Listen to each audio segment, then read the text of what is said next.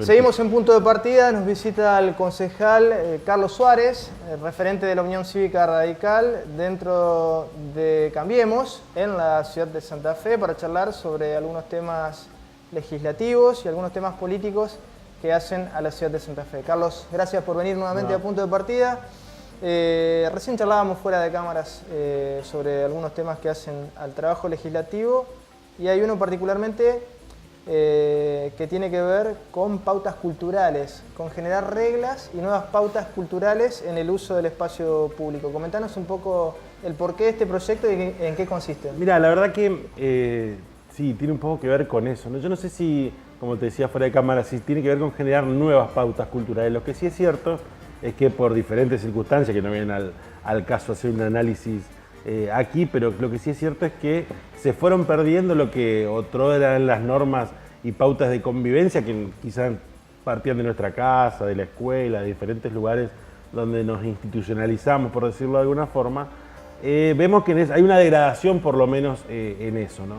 Y después esta degradación se traslada directamente a lo que es el espacio público. Ustedes recordarán hace no mucho, y quienes nos escuchan y nos ven también, hubo allí toda una discusión con relación a este nuevo paseo Boulevard que nos acompaña aquí de fondo, por los ciclistas, los peatones, cómo se van a utilizar. Bueno, en definitiva hubo que prohibir la circulación de los ciclistas, poner inspectores para que esta prohibición se cumpla, para privilegiar el peatón. A mí eso me despertó la idea de que no necesariamente tiene que ser la prohibición el elemento que prepondere siempre en los espacios públicos. Hay muchos en donde lo que nosotros tenemos que hacer es justamente encontrar esas pautas que nos permitan convivir a diferentes actividades, como puede ser otro tanto, que también se ha extendido en nuestra ciudad, tiene que ver con quienes practican gimnasia o hacen algún tipo de actividad deportiva en grupo en las plazas. Seguramente muchos también los han visto haciendo diferentes disciplinas deportivas en las plazas que son primeramente pensadas para, por ejemplo, el entretenimiento de nuestros niños. Bueno, cómo que compatibilizamos que los chicos estén jugando con quienes hacen utilización para esta actividad física, cómo cuidamos ese espacio público. Bueno, todo esto un poco... Por ejemplo, si hay prioridad para los discapacitados... Por supuesto, las cosas que van a surgir cuando hay usos que se superponen en un espacio público que es el espacio de todos. Nosotros entendemos que primero la idea es poner en valor justamente este espacio de todos, que el espacio de todos no tiene que ver o no debe ser, como pasa muchas veces, que es un espacio que nadie cuida, sino que muy por el contrario, todos los que somos usuarios de cada uno de estos espacios tenemos que cuidarlo. Y en función de eso establecer algunas pautas, reitero, que apuntan a que podamos convivir o a que algunos usos puedan convivir y que no tengan que ver con prohibiciones lisas y llanas la forma de resolver los problemas que se generan ahí. Y yo decía, y en los fundamentos del proyecto lo planteamos, nosotros tenemos algunos antecedentes, porque por ejemplo, no sé si todos lo saben, pero lo comento, el espacio, el skate park y la cancha de básquet que se encuentra en barrio Candioti, que seguramente han visto ahí sobre calle Marcial Candioti, ese skate park y esa cancha de básquet tiene, por ordenanza, una ordenanza que sancionamos el año pasado, tiene justamente un código de convivencia de 10, 12 pautas muy sencillas para utilizar esos espacios.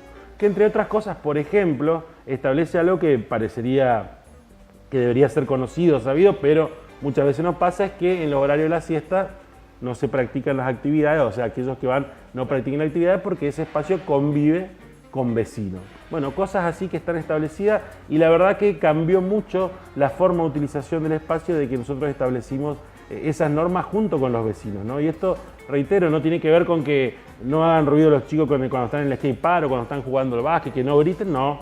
Tiene que ver con respetar horarios, tiene que ver con poder establecer cómo entre todos convivimos en una zona que es básicamente residencial y que después se puso este espacio, ¿no? Recién lo charlábamos, me parece interesante esta idea de buscar reencontrarnos como comunidad con estos gestos de cortesía que de alguna manera algún sector de la población practica, pero otros han perdido. No sé si por una cuestión generacional, por una inercia, digamos, en esto de no ver al otro, ¿no? De transitar por los espacios públicos, de usar los espacios públicos sin tener en cuenta al otro, ¿no? Y me parece que en ese sentido es interesante este tipo de miradas, ¿no? De salir de esta inercia y recuperar los gestos y los rasgos de cortesía que hacen a una comunidad. Sí, totalmente. Y viste, te decía al principio, quizá el análisis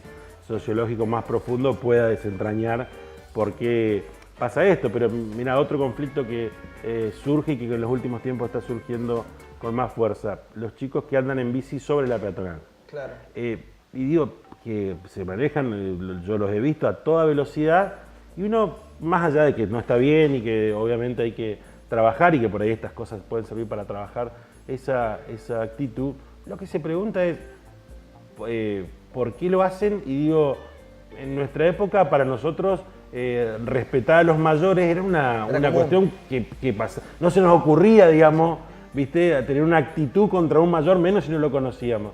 Y sin embargo estos chicos hoy, bueno, tiene que ver seguramente con las épocas, con muchas cuestiones, como decimos, pero en definitiva creemos que esta puede ser una herramienta que nos ayude a empezar a encauzar todo esto y, como te decía también fuera de cámara, nos gustaría que el producido de esto, porque esto lo pensamos trabajar en encuentros en el marco del Consejo con instituciones, asociaciones, vecinos que le interese incorporarse al tema para entre todos elaborar esto. No queremos que sea una elaboración de un concejal o del Consejo. Claro. Así que vamos a generar encuentros en el Consejo para trabajar esto. Y a mí me gustaría particularmente que nosotros podamos terminar con un producido, por eso le decimos código, podrá ser protocolo, como fuera, pero una serie de normas de convivencia que nos permitan difundirla.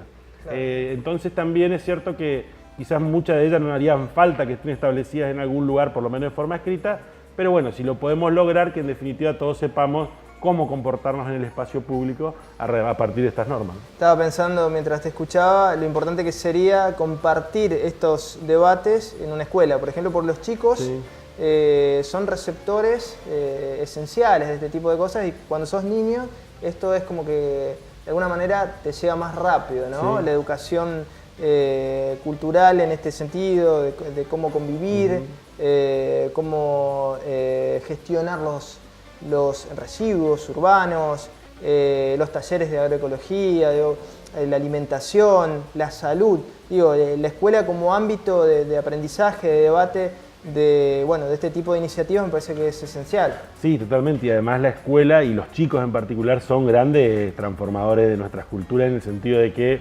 cuando ellos incorporan algunas de estas cuestiones, nosotros tenemos un ejemplo muy palpable y muy conocido que tiene que ver con la separación de residuos. Cuando incorporan estas cosas, después se transforman ellos mismos en quienes logran la transformación de los adultos, digamos, de sus padres, cuando muchas veces nosotros, por diferentes circunstancias también, no estamos tan atentos a esto. Por ahí son los chicos los que con sus conductas y actitudes nos llevan en definitiva a modificar las nuestras, ¿no? ¿Hay antecedentes legislativos en el país o en distintas partes del mundo en este sentido? Sí, hay muchos antecedentes. España tiene mucho desarrollo con esto. Yo también te decía que en realidad esto está muy atado a lo que nosotros conocemos también como nuestro reglamento de ordenamiento urbano, es decir, en otros lugares del mundo el reglamento de ordenamiento urbano está inmerso en un código de uso del espacio, en términos generales. Claro, claro. Y también hay una parte de este código que normalmente toca el espacio público y otra parte que tiene que ver con los usos de los otros espacios de la ciudad. Pero nosotros queremos que justamente esto aborde específicamente el aspecto del espacio público. Carlos, gracias por estos minutos. A ustedes. Seguimos en Punto de Partida.